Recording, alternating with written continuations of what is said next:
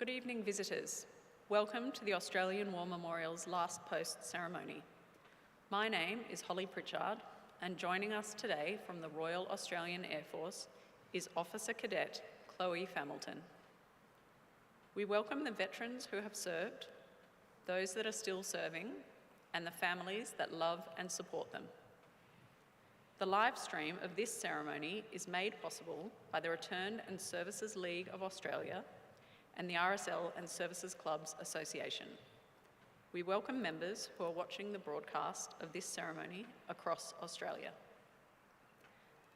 During this evening's ceremony, wreaths will be laid at the base of the pool of reflection by visitors to the memorial. If you are able, please stand and join in singing the national anthem.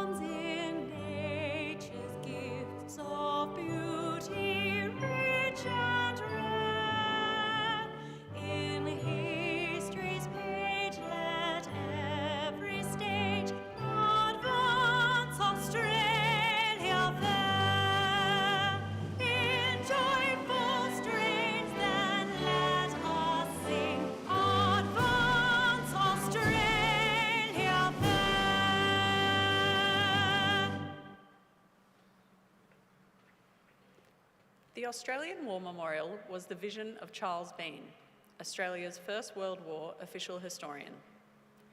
Bean landed with the Australian troops on Gallipoli and stayed with them at the front through to the end of the war. The idea of this national memorial and museum came to him at Pozières, France, in the depths of the bloody fighting of 1916. Bean's idea was that this would be a place where families and friends could mourn loved ones buried in faraway places. It would also be a place that could help all Australians understand what these men and women had endured and what they had done for us.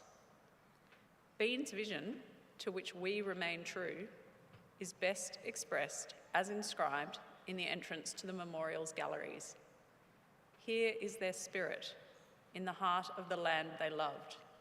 And here we guard the record which they themselves made. Tonight, we will read the story behind just one of those on the Roll of Honour, which lists the names of more than 103,000 men and women who have given their lives for us in war and on operations for more than a century. But first, we present a lament, Flowers of the Forest. Wreaths and floral tributes will now be laid at the base of the pool of reflection.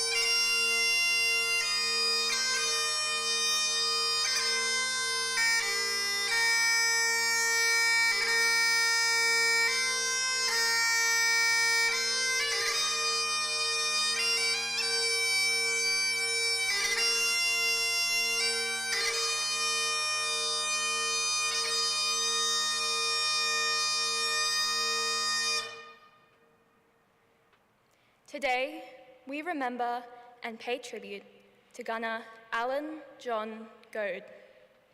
Alan Goad was born on the 15th of January 1917 in Middle Park, Melbourne, the only child of Thomas and Anne Goad.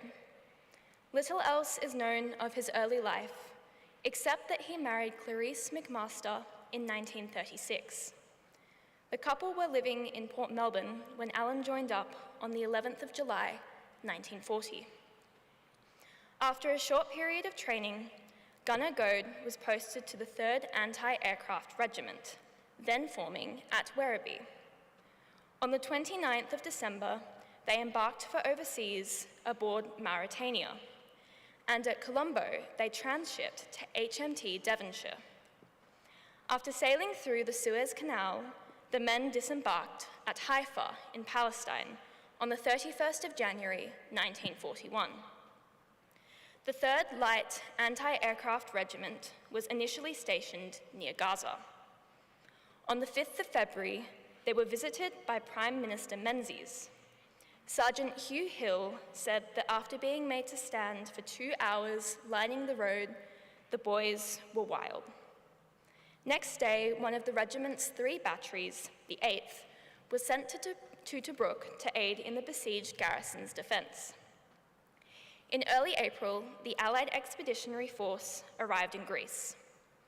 It quickly became clear that the campaign there was doomed, and the Allied troops would be evacuated. Alan Goad's battery, the 7th, would therefore go to the island of Crete. Arriving 2 days later, amid the chaos of troops evacuated from Greece, the battery was initially positioned near the main town of Hania. At night, they camped among the olive groves. Expecting the Germans would soon try to capture Crete, some 48,000 Allied troops remained on the island to defend it. For an enemy attack by air, the 7th Battery's complement of 16 Bofors anti-aircraft guns would be valuable. At the end of April, headquarters, along with the majority of B and C troops, were moved east to Heraklion to defend the aerodrome. On the 4th of May, A Troop was repositioned to defend Malame Airfield, just west of Hania. Gunner Alan Goad was with them. Before long, the Luftwaffe attacks began. The bombing and strafing gradually increased over the next few weeks, until the morning of the 20th of May, when all hell broke loose.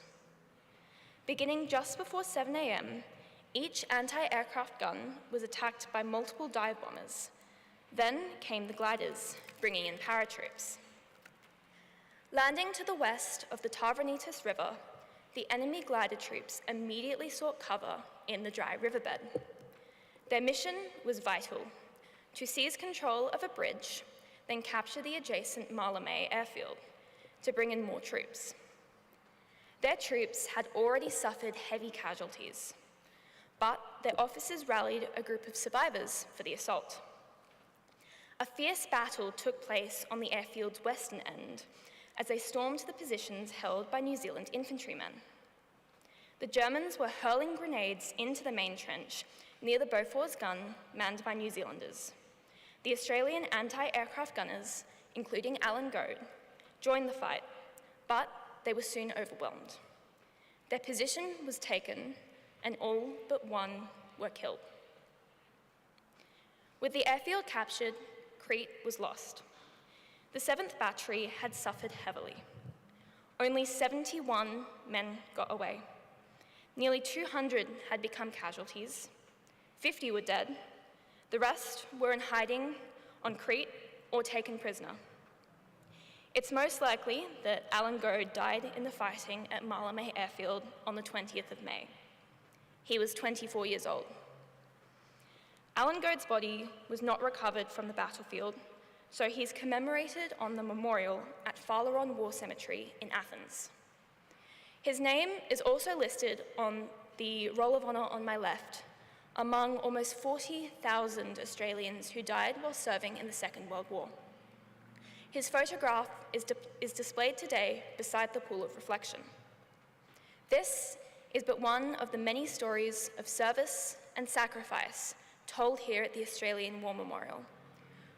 We now remember Gunner Alan John Goad, who gave his life for us, for our freedoms, and in the hope of a better world.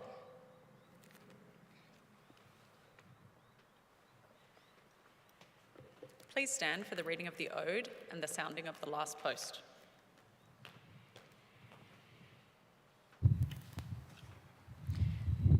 They shall grow not old, as we that are left grow old. Age shall not weary them, nor the years condemn. At the going down of the sun, and in the morning, we will remember them.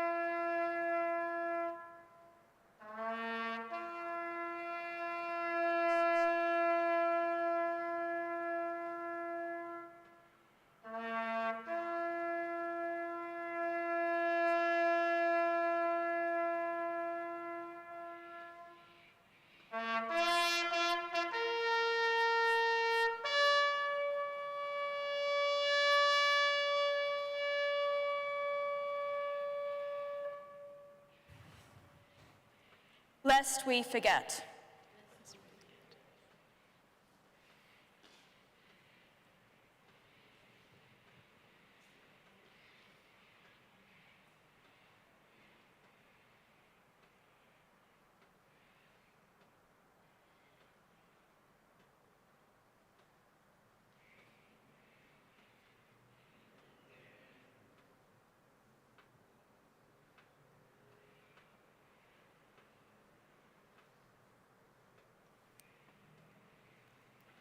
We leave you this evening with the words of the memorial's founder, Charles Bean.